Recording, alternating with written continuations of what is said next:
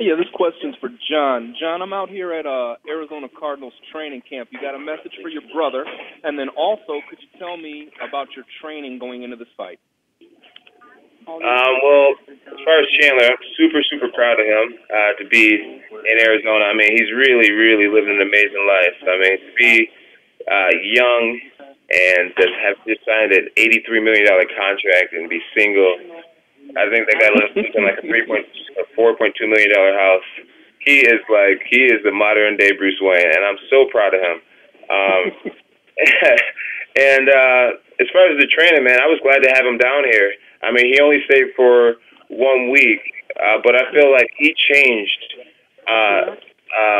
spiritually in that 1 week. I mean, physically, there's not much you can do in 1 week, but the things that he got to see, I mean, to watch his older brother train 4 times a day, and just live the train between what I eat and just my recovery and just to get right back to the gym.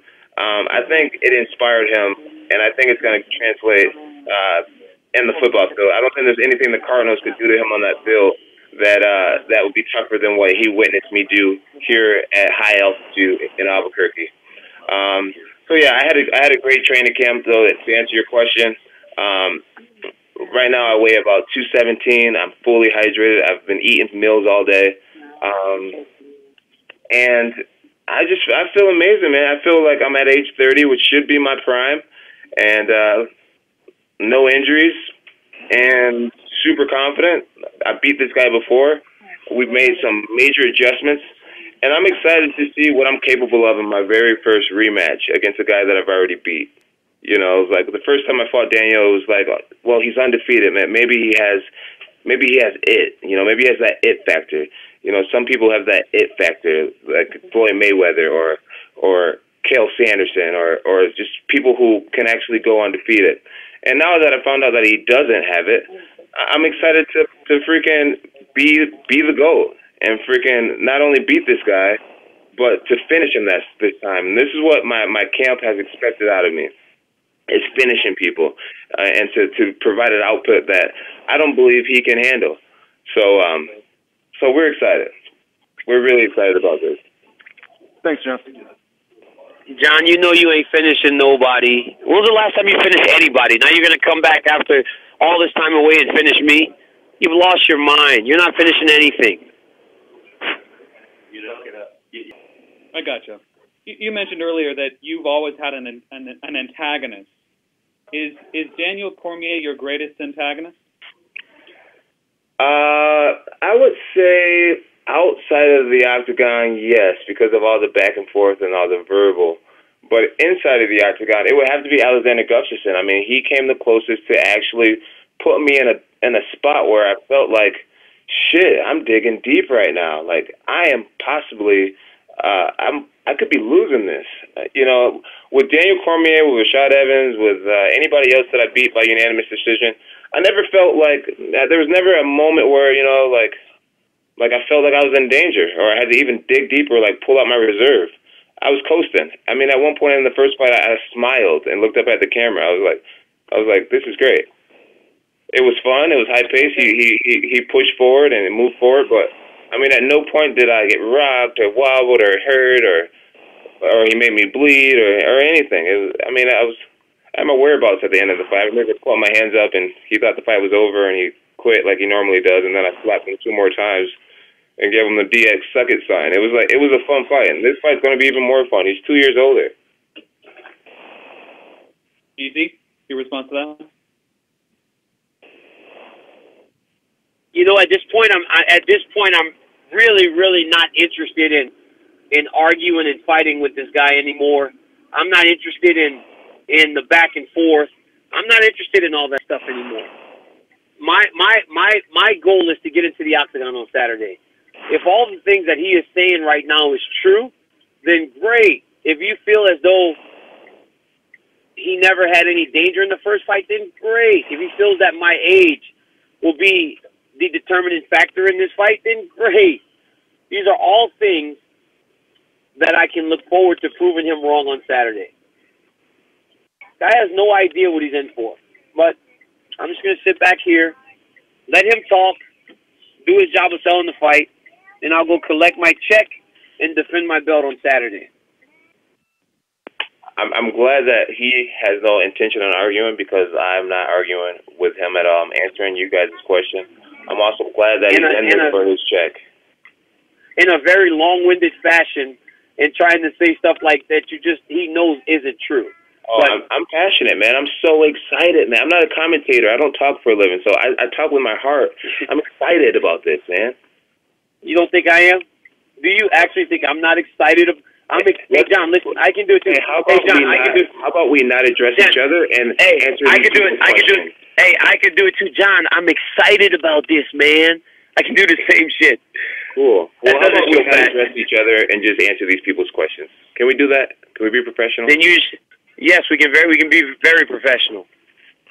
Just for Daniel, kind of same question. What do you think of the promo, and do you think it was too focused on Jon? How did you feel about it overall? No, I thought they did a fantastic job. You know, you watch some of these other fights, and they don't get that type of detail in the promotion. I thought it was the story as it needed to be told. I think the greatest hook for people is the story of redemption. And if we want people watching the story of redemption, then that was the story that needed to be told. The beauty in this situation is that I get to be the person that doesn't allow for the ultimate redemption. There is redemption in this story. You know, there are things that he has said that is very true. When you have to scrape yourself off the ground, and when you're at your lowest point, you look up to a future that can actually mean something. But the redemption is the fact that he gets to go back and compete. The redemption isn't the championship anymore. That's just the reality. The reality is that he gets another opportunity to be a good citizen, to be a good competitor, and just a good human being in general. You take from that, you learn from that, learn from all those mistakes, and do that. But the story of redemption is not getting his hand raised in the octagon this weekend. Maybe later, but not right now. I mean, listen to who that's coming from. Of course, that wouldn't be the story of redemption in your mind. And again, could we please just answer these people's question? I'm very quiet when he's talking, but to answer his question now, redemption is getting to do the things that he's getting to do this weekend. Everybody doesn't need the ultimate redemption, but he will get redemption by getting to compete again. Oh, now it's the ultimate, and then there's regular redemption. Okay, I get it. Well, I said the fact that you've actually picked yourself up, if it was that low and gotten yourself back to this point, great on you. But that's his redemption.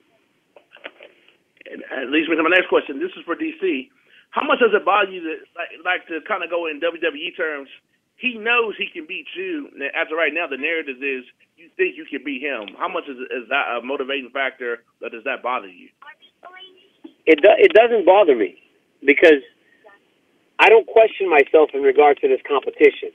I don't feel like I can't beat Jon Jones. I don't question whether or not I'm going to get my hand raised. You know, if that's the idea that you guys take into the fight on Saturday, then that's great. That's okay. But me and the people around me, we have no doubt that we're going to get the job done. So I don't think in those terms. I don't know who that competes at the highest level actually thinks in those terms. It just doesn't make any sense. Gotcha. And are you worried about the people said Jon's out of the ground game and things like that?